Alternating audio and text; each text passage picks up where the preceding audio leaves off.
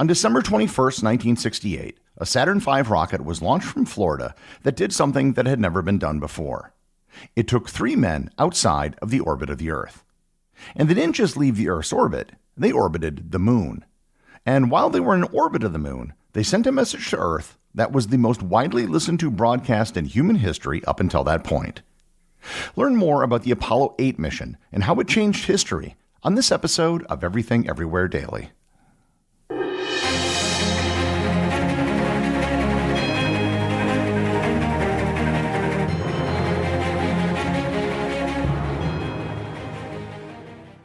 This episode is sponsored by ButcherBox.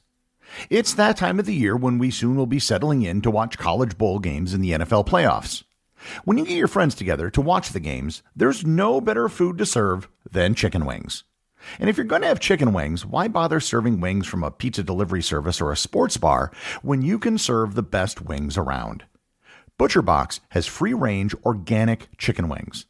When I make wings, I just put them in my air fryer for 18 minutes at 400 degrees, and they come out perfect. You can add whatever sauce or seasoning you prefer, but I'm happy with just plain old salt and pepper. Sign up today at butcherbox.com/daily and use code DAILY to get free chicken wings for a year. That's 3 pounds of free-range organic chicken wings, free in every order for a year when you sign up at butcherbox.com/daily and use code DAILY. This episode is sponsored by BetterHelp. The holidays are coming up, and while many people look forward to visiting with friends and family, other people often approach the holidays with feelings of dread. Holiday-induced anxiety and depression are real things. This time of year can amplify feelings of loneliness, social pressure, and financial stress. If you're feeling stress, anxiety, or depression during the holidays, BetterHelp is there to help. BetterHelp is all about making professional counseling accessible, convenient, and affordable. With BetterHelp, you can connect with a licensed therapist from the comfort of your own home via online video sessions, chat, or phone calls. No matter where you are or what you're going through, BetterHelp is there for you. Just fill out a brief questionnaire to get matched with a licensed therapist, and you can switch therapists at any time for no additional charge. In the season of giving, give yourself what you need with BetterHelp. Visit BetterHelp.com/everywhere today to get 10% off your first month. That's BetterHelp, HELP.com/everywhere.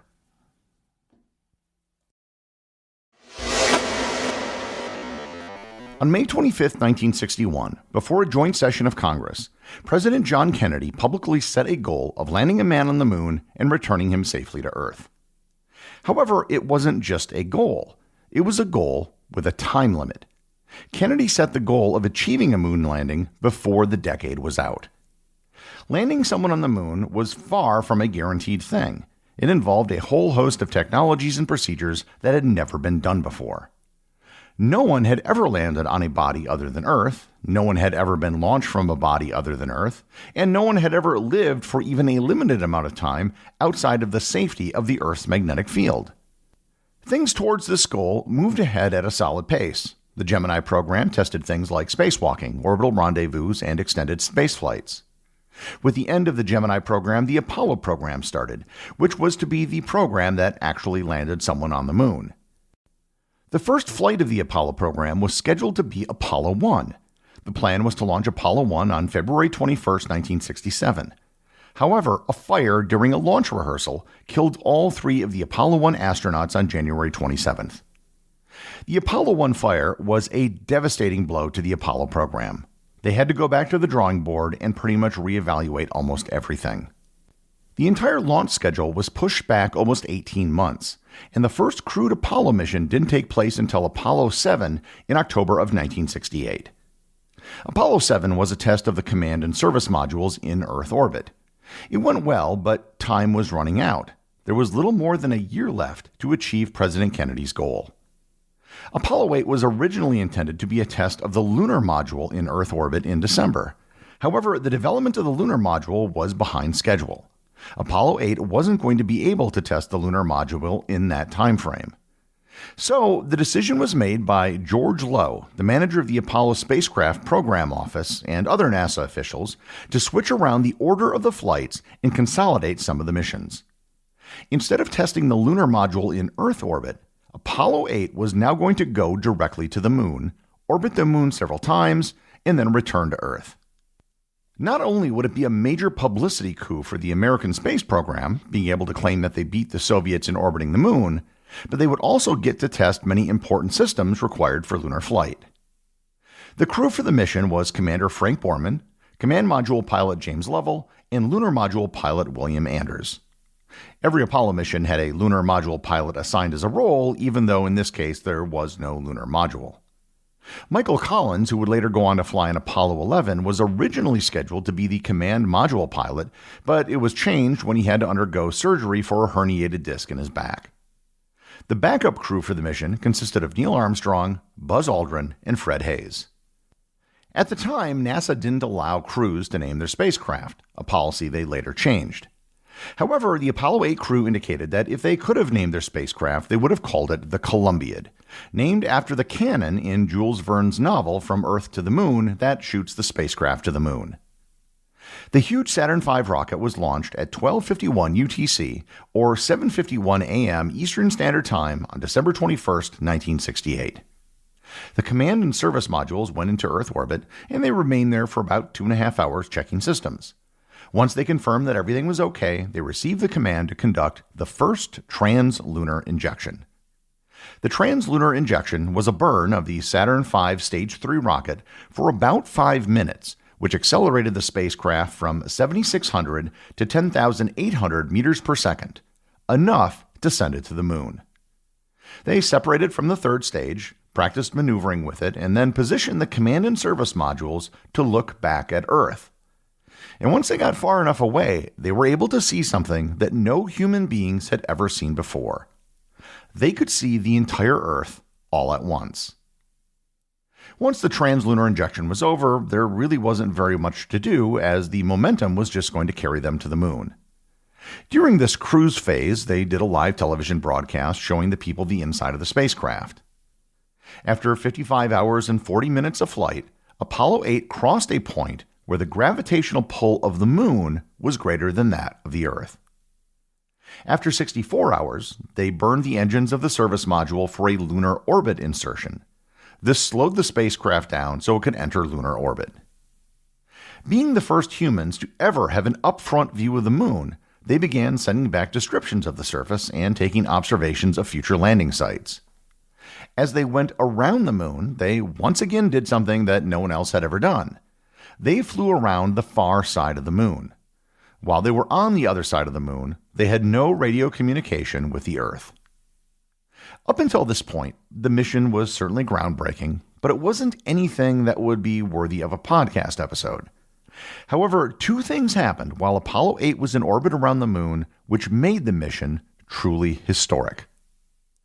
The first was what they saw when they came out from behind the far side of the moon. As they rounded the moon, they saw the Earth come up over the lunar horizon. They saw the first ever Earthrise. And it was on Christmas Eve. Earthrise is something that you could only see from the orbit of the moon. The surface of the moon is tidally locked such that the same side always faces the Earth, so you'd never experience the Earth coming over the horizon like you would see the moon or sun coming over the horizon from the Earth. While the astronauts were observing the Earthrise, Bill Anders took a color camera and took a photo of the Earth over the surface of the moon. That photo, known as Earthrise, is one of the most famous photos in the history of space exploration. Life magazine named it one of the top 100 photographs that changed the world in the 20th century. If you're listening to this episode on a podcast player that supports episode art, which most major podcast players do, the cover for this episode is the Earthrise photo. Earthrise has been on postage stamps and was even referenced in a Joni Mitchell song, Refuge on the Roads. The other thing the Apollo 8 crew did that day was a live television broadcast. There were a total of 6 TV broadcasts conducted during the entire mission, but it was the 4th broadcast that was the most important. It took place on Christmas Eve from 9:30 to 10 p.m. Eastern Standard Time, right in the middle of primetime television in the United States. Moreover, the transmission was rebroadcast, both live and recorded, all over the world.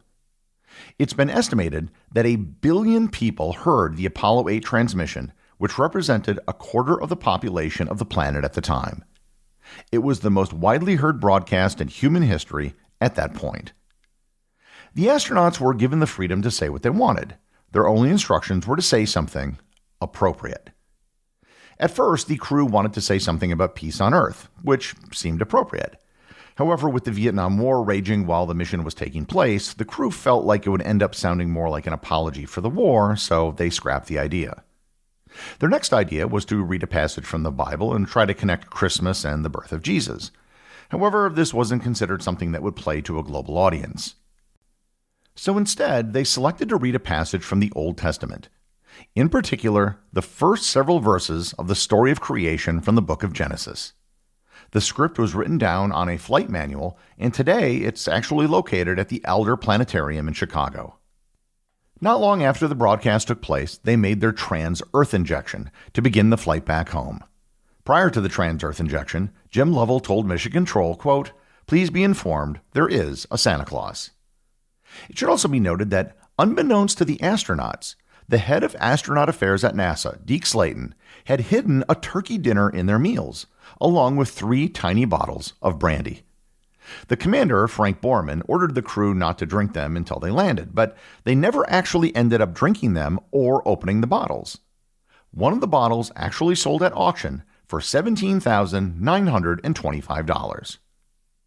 The rest of the flight was rather mundane. It took 2.5 days to return to Earth, and they managed to re-enter the atmosphere and splash down without incident on December 27th.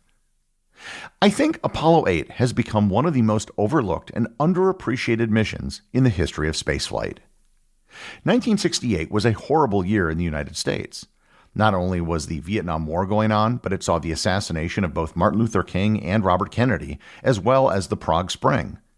After they returned to Earth, Frank Borman received an anonymous telegram that simply said, quote, "Thank you, Apollo 8. You saved 1968. In a year of turmoil and historic events, Time magazine named the crew of Apollo 8 its People of the Year.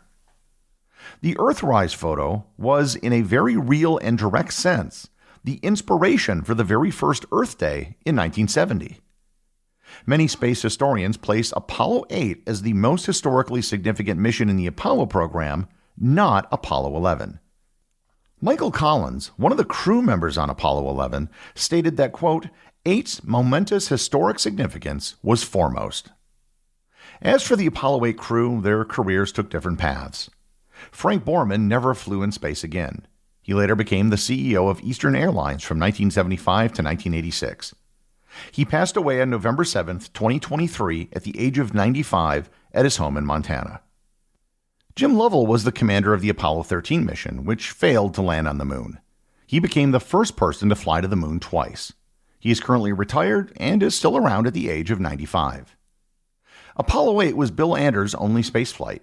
He later went on to work in several government agencies, including the Atomic Energy Commission and the Nuclear Regulatory Commission.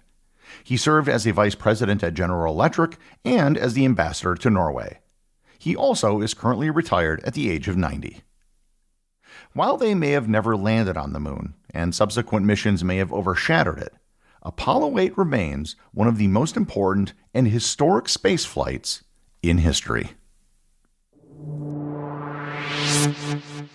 The executive producer of Everything Everywhere Daily is Charles Daniel. The associate producers are Peter Bennett and Cameron Kieffer.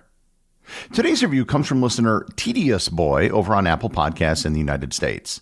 They write, clear, concise, correct. As a PhD physicist, I pay particular attention to the science episodes, and I'm happy to report that Gary pretty much nails it every time. This gives me confidence in his research skills and the accuracy of the information he presents on other topics. Perfect show, no notes. Thanks, Tedious Boy. It's always good to have the seal of approval from another PhD. I don't know if the show is perfect, but I do always try my best. Remember, if you leave a review or send me a boostagram, you too can have it read on the show. And God said, let the waters under the heaven be gathered together into one place, and let the dry land appear, and it was so. And God called the dry land earth, and the gathering together of the waters called he seas. And God saw that it was good. And from the crew of Apollo 8, we close with good night good luck, a Merry Christmas, and God bless all of you on the good